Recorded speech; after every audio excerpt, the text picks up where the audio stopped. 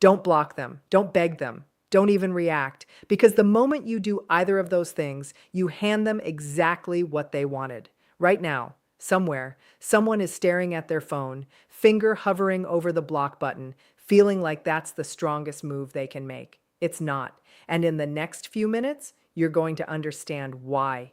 And you're going to learn the one move that actually works, the one that leaves them confused, unsettled, and for the first time, powerless. Here's the truth nobody tells you. Blocking a narcissist doesn't end the story. It just changes the chapter. And begging them to see your side, to understand your pain, to finally validate you, that never worked before, and it's not going to work now. There is a third option, a quieter one, a colder one, and it is the only one that actually works. Stay with me, because by the end of this, you'll never look at silence the same way again. Quick question before we go further. Have you ever tried to explain your feelings to someone who twisted every single word you said? Drop a yes in the comments if that's you, because what you're about to hear was written for exactly that moment. Comment the word freedom if you're ready to stop reacting and start winning. Comment the word done if you've already tried begging and it never worked. Comment the word silence if you've ever wanted to disappear from someone's life without giving them a scene. And subscribe now, because this channel is going to keep giving you the psychology, the strategy, and the truth that most people are too afraid to say out loud. Let's talk about what actually happens inside a narcissist's mind when you try to walk away the normal way. Most people think there are only two options when dealing with someone who manipulates, gaslights, and drains them. Option one, you block them. You cut every line of communication. You delete the number, you delete the photos, you tell yourself this is closure. Option two, you don't block them, but you don't get through to them either. So you beg, you explain, you over-explain. You send the paragraph message at midnight, trying to make them understand what they did to you. You want an apology so badly that you're willing to hand them your dignity just to get one sentence of accountability. Both of these options feel like action. Both of these options feel like you're doing something. But here's what almost nobody realizes. Both of these options are still a reaction to them. And a narcissist doesn't need your love to feel powerful. They need your reaction. Any reaction. Anger, tears, pleading, even rage. It's all fuel. It's all proof that they still live in your head rent-free. Blocking them can actually be one of the loudest reactions there is, because to a narcissist, being blocked isn't rejection. It's a challenge. It's a locked door with a sign on it that says, "Come find another way in." And they will. They'll use a new number, a mutual friend, a fake account, an old email you forgot existed, because you didn't disappear quietly, you disappeared dramatically, and drama is oxygen to them. And begging is worse, because begging tells them the truth they were hoping for all along, that they still have leverage over your emotions. The moment you send that long message, trying to explain your pain, trying to get them to finally understand, you've confirmed something for them. You've confirmed that their silence still controls you, that their opinion of you still matters more than your own peace. And a narcissist does not soften when they see you begging. They don't feel guilt the way you expect them to. Guilt requires empathy. And if you've been in this kind of relationship, you already know how rare real empathy is from them. Instead, what they feel is a strange, quiet satisfaction, because your desperation confirms their importance. It tells them, "I still matter to you more than I should." And that feeling of mattering, of being needed, of being the center of someone's emotional world, that is the actual addiction for a narcissist, not love, importance. So if blocking gives them a challenge and begging gives them importance, what's left? What is the one move that gives them neither? It's called strategic detachment. And it's not about running. It's not about revenge. It's not about winning an argument you were never going to win in the first place. It's about becoming boring to someone who fed off your emotional highs and lows. It's about becoming a closed book instead of a slammed door. A slammed door makes noise. A closed book just sits there, and nobody fights to open a book that isn't reacting to them anymore. Let me explain what this actually looks like in real life, because this isn't some abstract therapy concept. This is something you can start doing today, in your next conversation, in your next text message, in your next family dinner where they try to bait you in front of everyone.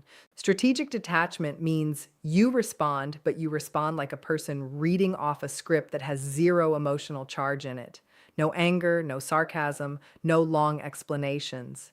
If they text you something designed to provoke you, something like, wow, I guess I was never good enough for you, you don't block them. You don't explain your side. You don't defend yourself. You simply reply with something short, flat, and true. Something like, I hope you're doing okay.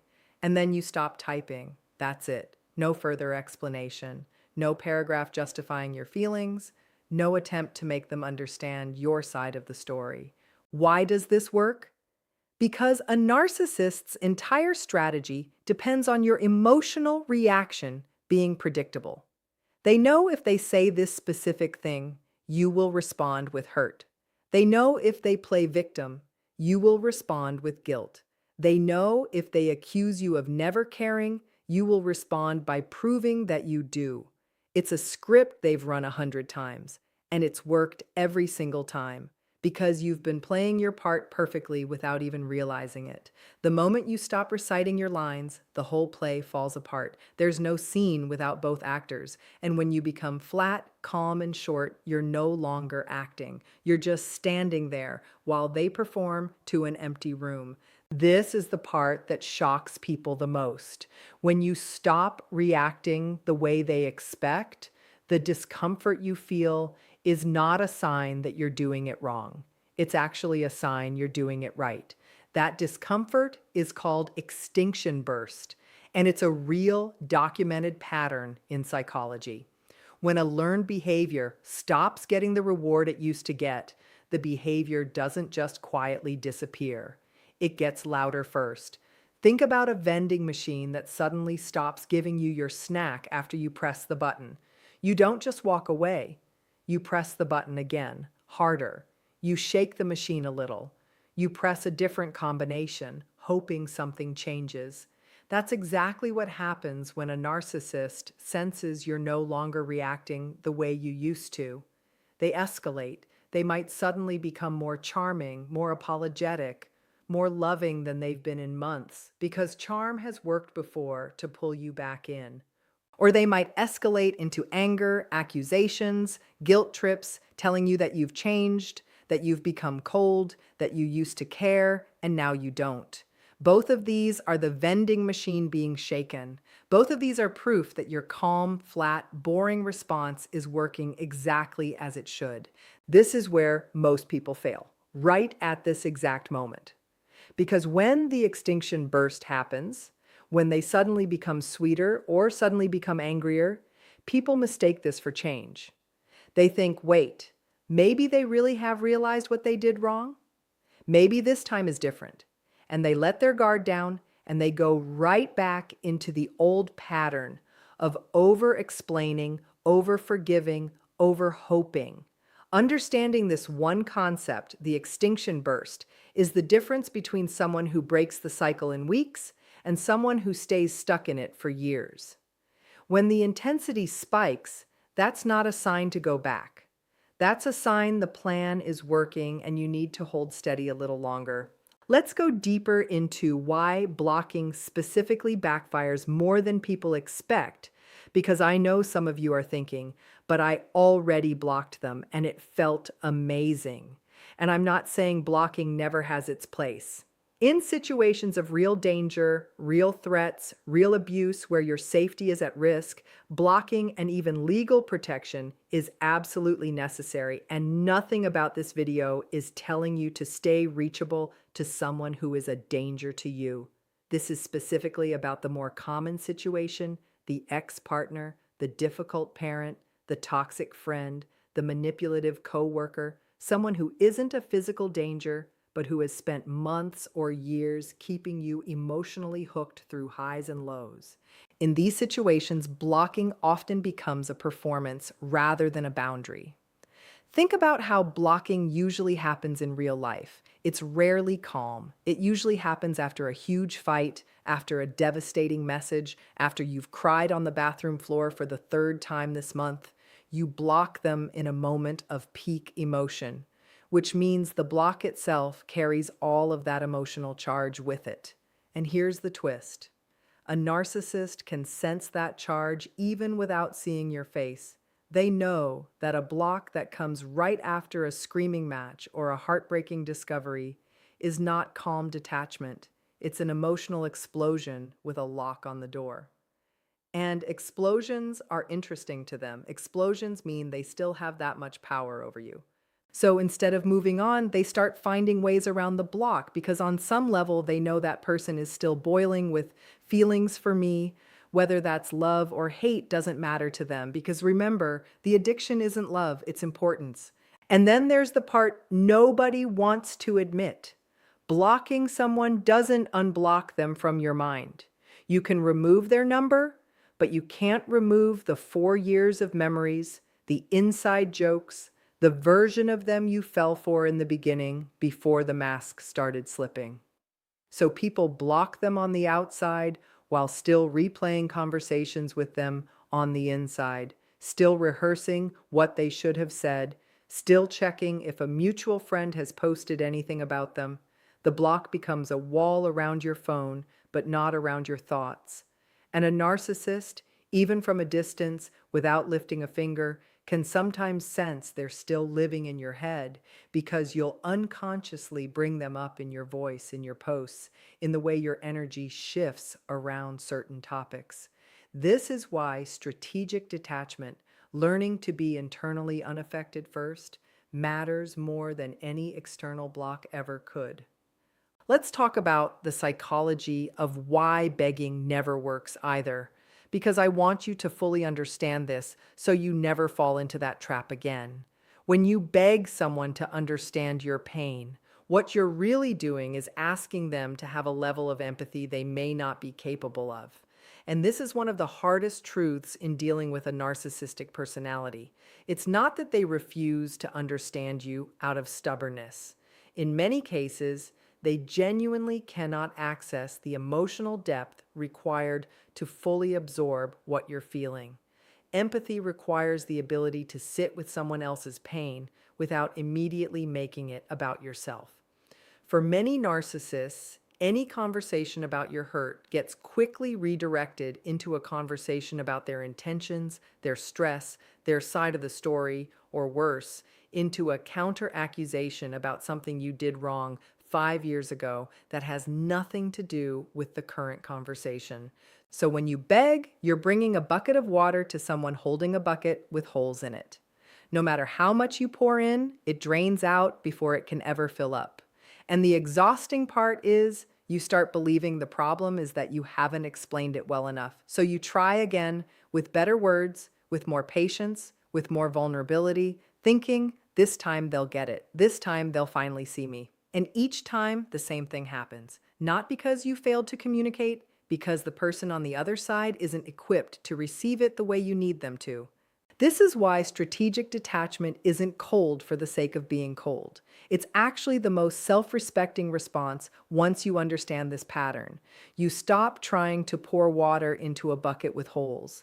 You stop trying to get blood from a stone, as the old saying goes, and you start directing all of that emotional energy, all of that need to be understood, toward people and situations that can actually hold it, toward a therapist, toward a friend who listens without making it about them, toward a journal that never talks back but somehow still makes you feel heard, toward yourself, because at some point, the most healing sentence you can say is, "I understand me," even if they never will. Now let's talk about what this looks like day to day, because theory is nice, but you need the actual practical version of this.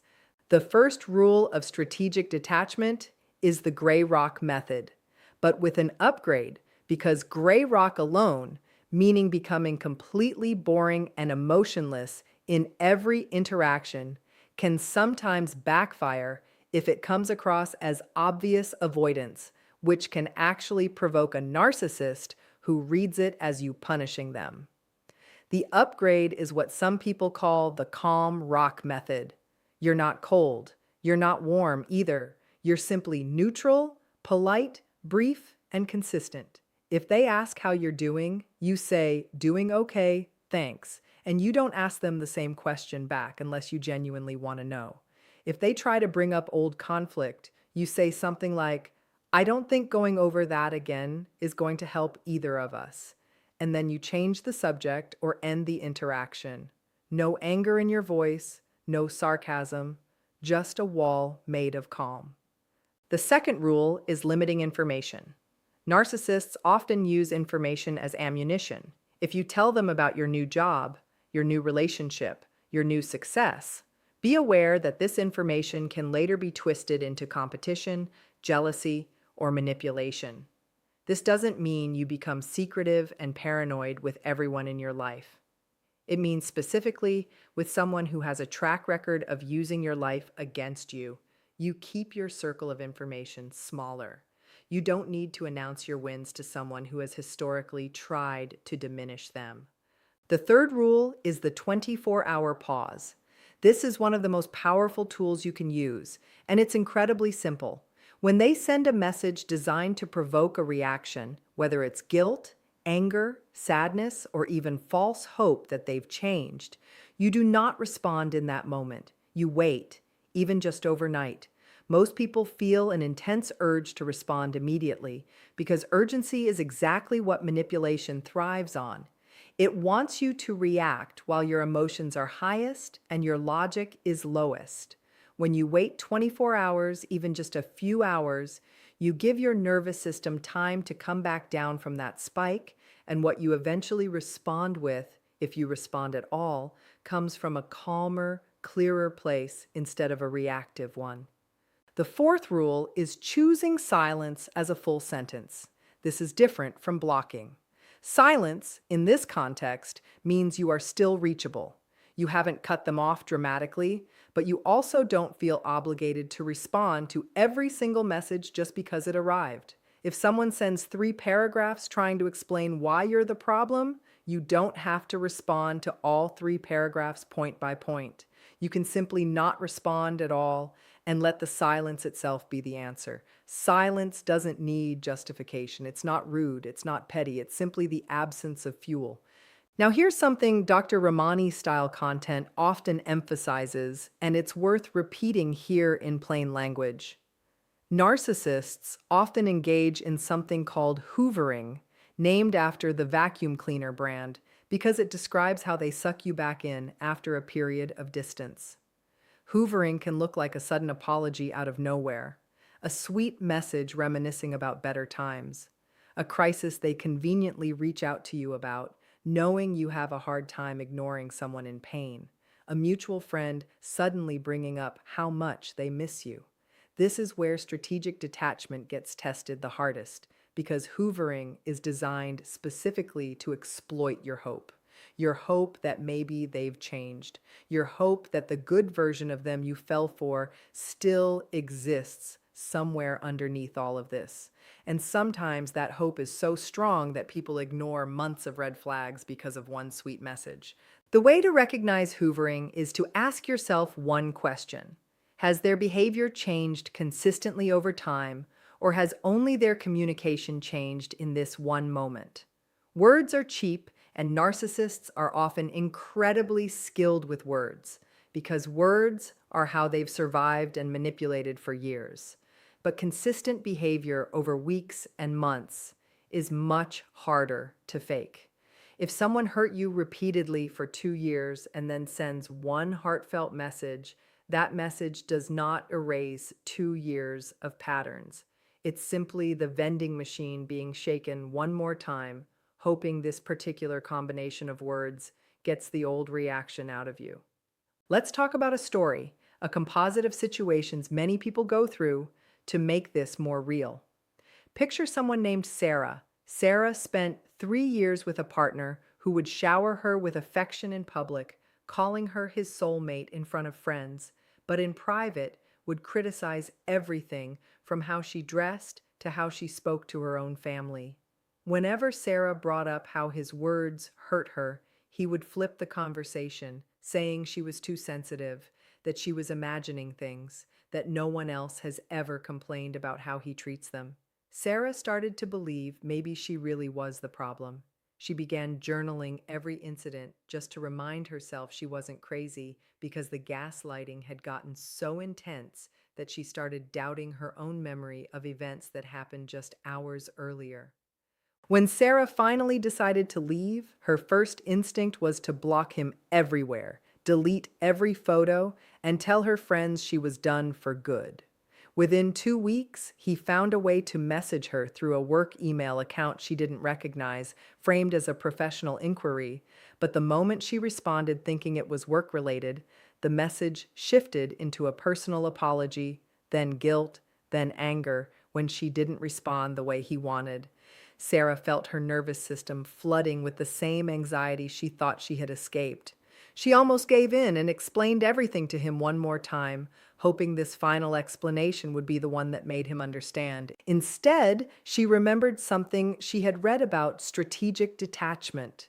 She responded with one short sentence: "I wish you well, and I'm not going to continue this conversation." Then she stopped responding entirely. No further explanation, no block, which would have felt like slamming a door. Just silence after one calm sentence. He tried 2 more times over the following weeks, once with anger, calling her cruel and cold, and once with what looked like a genuine apology, admitting some of what he had done.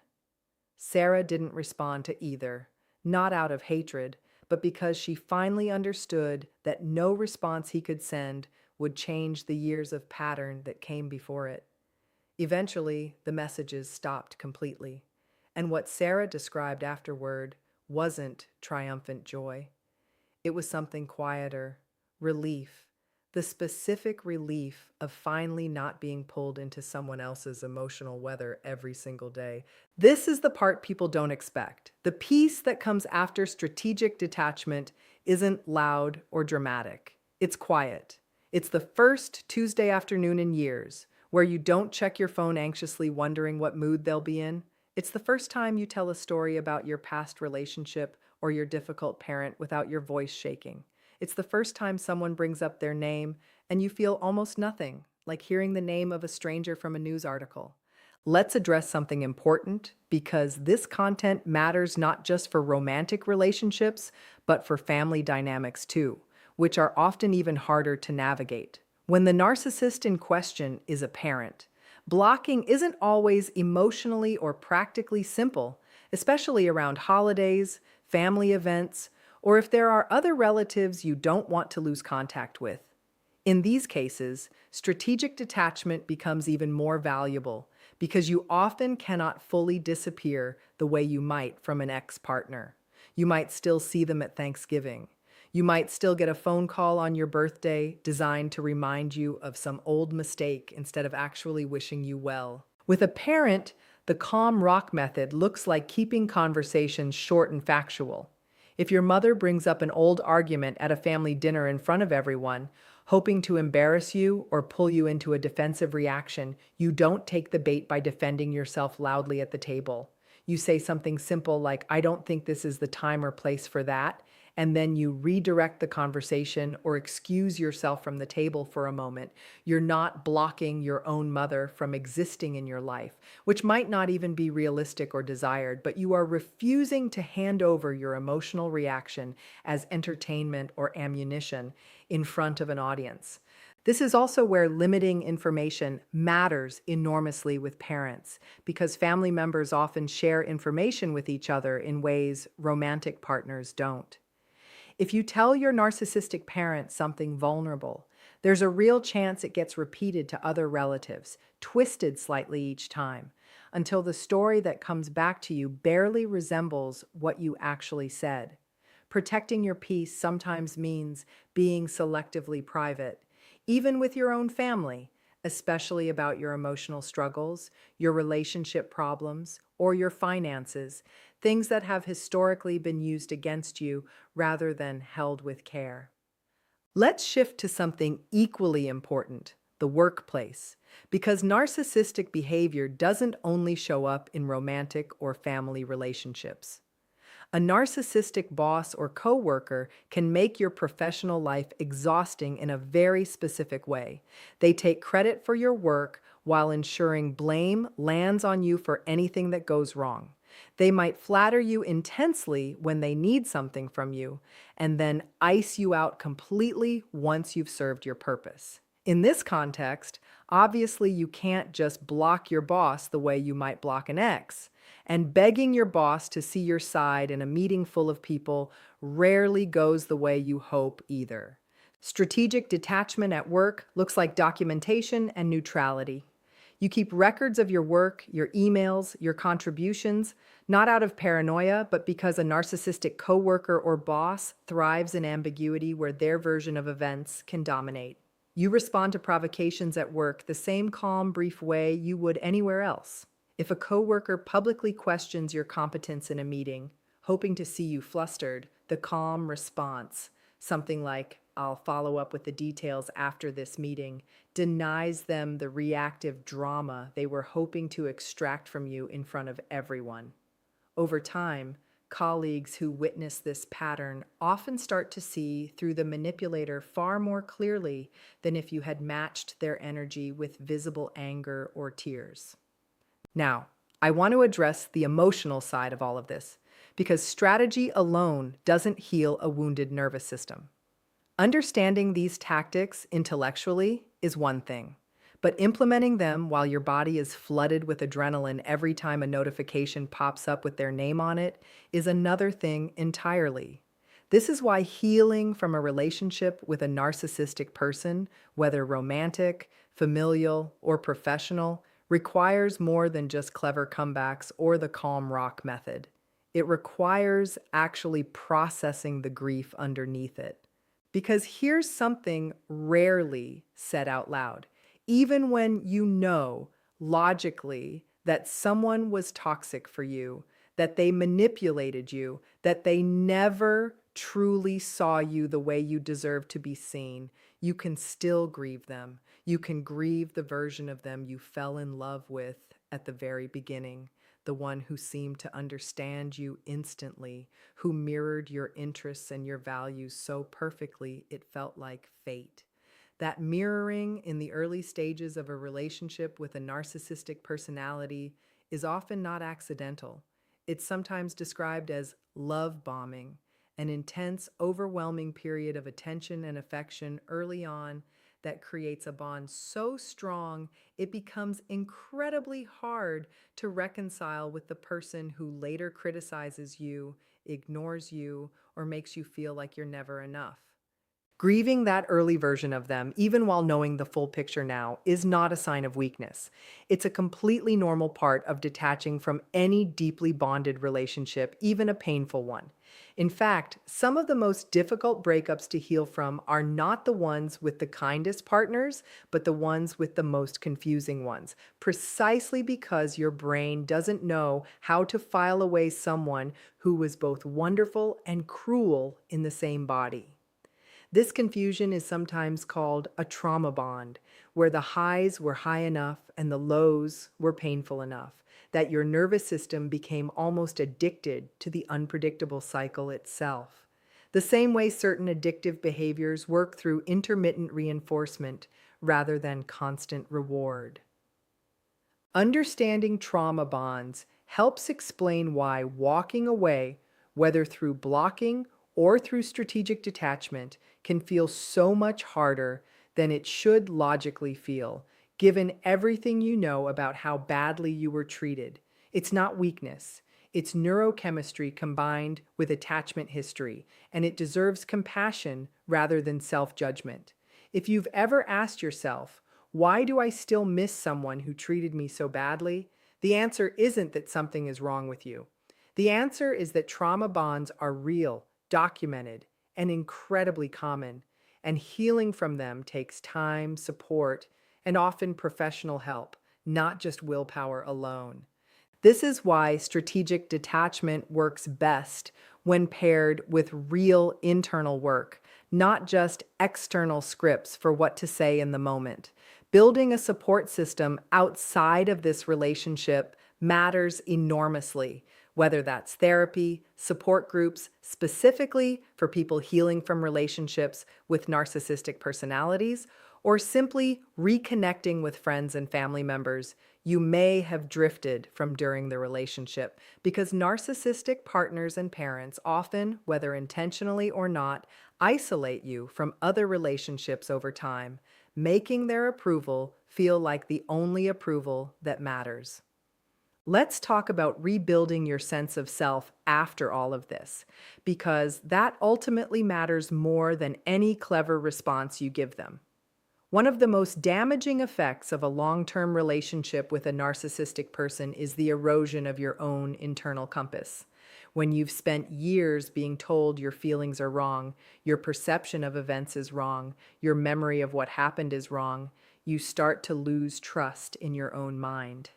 This is why so many people who leave these relationships describe feeling not just sad, but disoriented, unsure of basic decisions they used to make easily, second guessing themselves in situations that have nothing to do with the person who hurt them.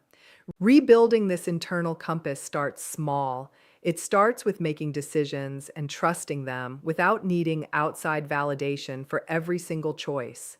It starts with noticing your own emotional reactions and treating them as valid information rather than something to immediately doubt.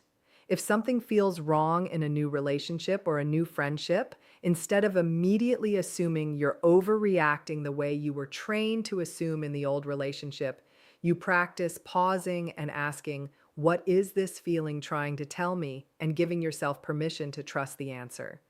Journaling can be an incredibly powerful tool here, not to obsess over the narcissist's behavior, but to track your own patterns of thought and reaction over time. Some people find it helpful to write down at the end of each day one moment where they trusted their own judgment, no matter how small. Did you decide what to eat without asking anyone else's opinion? Did you set a small boundary with a coworker without over-explaining yourself? Did you say no to something without a 3-paragraph justification for why you said no? These small moments rebuild the muscle of self-trust that may have atrophied over years of being told your instincts were wrong. Let's return to the practical tactics for a moment, because I want to make sure you leave this video with concrete tools, not just concepts. Beyond the calm rock method, the 24-hour pause, and limiting information, there's another powerful tool called the broken record technique. This is useful specifically for situations where you cannot fully avoid contact, whether it's a co-parenting situation, a workplace requirement, or ongoing family events. The broken record technique means you choose one calm, neutral phrase and repeat it almost word for word, no matter how the other person tries to bait you into a longer conversation or a heated argument. For example, if you're co-parenting with someone who constantly tries to relitigate old relationship issues during pickup and drop-off, your broken record phrase might be something like, "Let's just focus on the logistics for today." If they push further, bringing up old grievances, you repeat, almost verbatim, "Let's just focus on the logistics for today." This might feel repetitive and even a little robotic at first, and that's exactly the point. It removes any new material for them to grab onto and twist. There's no new sentence structure to misquote, no new explanation to pick apart, just the same calm boundary stated the same calm way every single time. If this video helped you understand something about your own situation a little more clearly, that's exactly why this content exists. Comment the word "ready" if you're going to try strategic detachment starting today. Comment the word "understood" if this explained something about your relationship you never had the words for before. And if you want more of this, more of the psychology behind manipulation, more of the tools to protect your peace, make sure you're subscribed, because there's so much more to unpack, and this conversation is far from over.